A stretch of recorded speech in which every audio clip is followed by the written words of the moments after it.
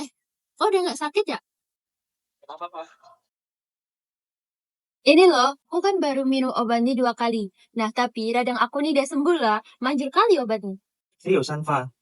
Serius lah aku. Nih, aku kasih obat ini free buat kau. Nah, ntar kalau kau misalnya radang, kau bisa pakai loh obat tuh. Lumayan nih, udah free. Masih banyak lagi obatnya. Hah? Amoxicillin? Ini obat mahal nggak sih? Iyalah, tapi nih aku kasih free buat kau. Kemarin tuh dokter cakap ke awak, kalau misal awak nih harus habiskan obat tuh. Tapi kan awak udah sembuh ya? 2 kali pakai udah manjur lah obat tuh. Buat kau jelas free. Oke, kasih ya. Nanti aku pakai buat pas aku radang.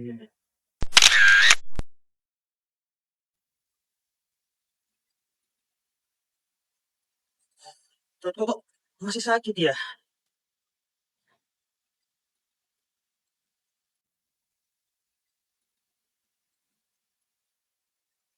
Uh,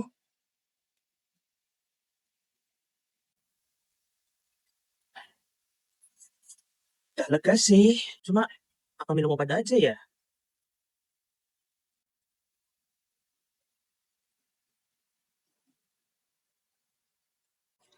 Mana ya obat dokter minggu lalu? Antibiotiknya. Nah, ini. Minum aja kali ya, biar nggak sakit perut. Aduh, nggak enak banget badan aku kayak mau demam deh. Bisa obat deh. Mana ya antibiotik yang dulu dikasih dokter? Oh ini. Ya udah habis ternyata. Telepon Ika deh.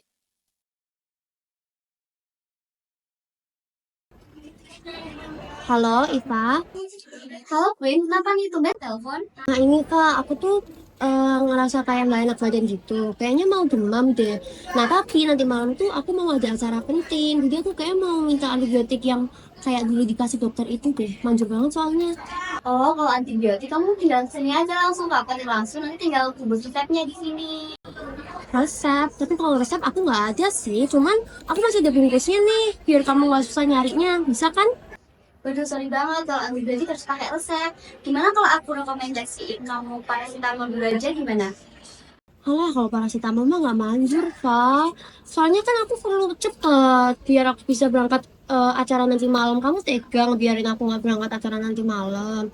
Ayolah, cuma antibiotik kok. Udah sorry banget, nggak bisa Queen, kalau antibiotik itu bahaya.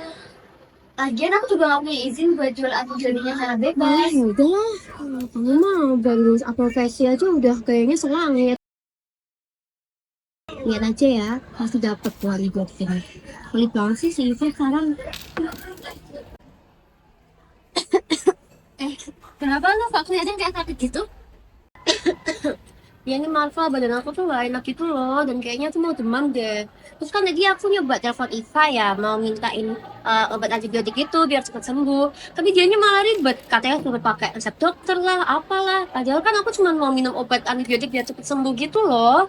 Ngawur kamu itu mah, bener kata Iva, kalau misal kamu pakai antibiotik ini secara sembarangan, bakteri yang ada di tubuh kamu itu, dia tuh bakal resisten terhadap antibiotiknya, istilahnya kayak kebal gitu. Jadi kalau misal kamu minum antibiotik itu lagi, malahan kamu nanti nggak sembuh. Nah kalau kamu nggak percaya sama omongan aku nih, coba kamu lihat deh videonya.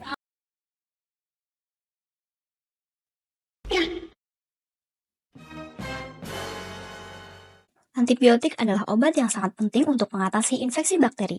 Namun, banyak orang yang tidak menyadari bahwa penggunaan antibiotik yang salah justru dapat membahayakan kesehatan mereka dan orang lain. Jadi, bagaimana sih sebenarnya antibiotik bekerja di dalam tubuh kita? Antibiotik bisa bekerja dengan berbagai cara.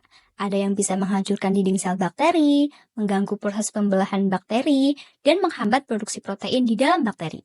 Nah, antibiotik hadir dalam berbagai bentuk yang pemilihannya dapat disesuaikan dengan kondisi masing-masing individu, mulai dari sirup, kapsul, bahkan injeksi.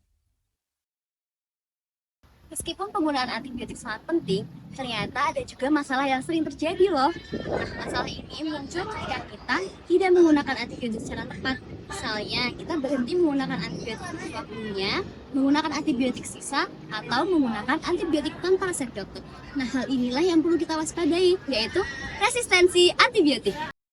Resistensi antibiotik terjadi ketika bakteri yang dulu bisa dibunuh dengan antibiotik malah jadi kebal dan tidak terpengaruh lagi oleh obat tersebut. Akibatnya, antibiotik yang kita andalkan untuk melawan infeksi bakteri justru jadi tidak efektif lagi.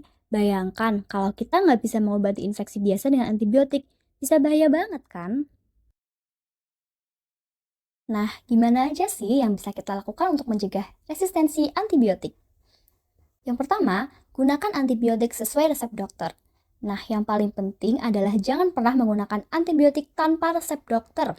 Kalau kamu merasa nggak enak badan, sebaiknya periksa ke dokter terlebih dahulu. Baru nanti dokter yang akan menentukan apakah antibiotik itu diperlukan atau tidak. Yang kedua, selesaikan semua dosis antibiotik. Pernah nggak sih kamu merasa lebih baik setelah minum antibiotik beberapa hari, terus kamu berhenti minum obatnya? Jangan pernah, ini sangat berbahaya. Meskipun kamu sudah merasa sembuh, tetap harus menghabiskan seluruh dosis antibiotik yang diberikan oleh dokter ya. Yang ketiga, jangan gunakan antibiotik untuk penyakit yang disebabkan oleh virus, seperti flu atau batuk pilek. Nah, untuk penyakit virus, biasanya kita cuma butuh istirahat yang cukup, banyak minum, dan makan makanan yang bergizi. Jangan paksa diri untuk minum antibiotik ya.